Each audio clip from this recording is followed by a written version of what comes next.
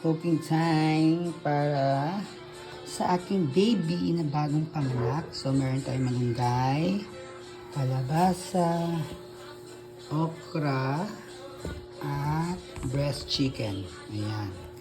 So, nalaga lang natin lahat to. Tapos, papakainin natin si Bella. Okay? So, that's it. Thank you, Lord, for these blessings. Pabuhay! So, ayan.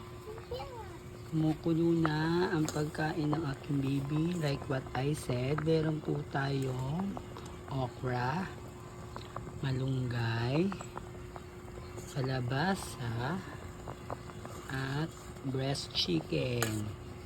Ayan. Ayan po ang aking pinapakain sa aking alaga. So, waiting na yung baby ko.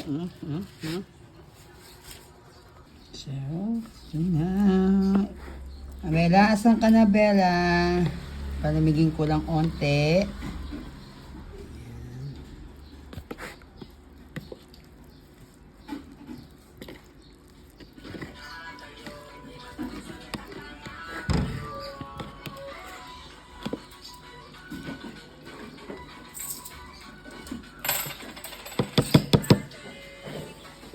Hearing time!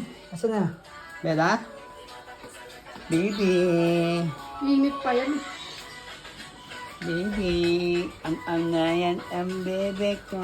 Yung ano, ginawa mo ka na nandun? Baby! Last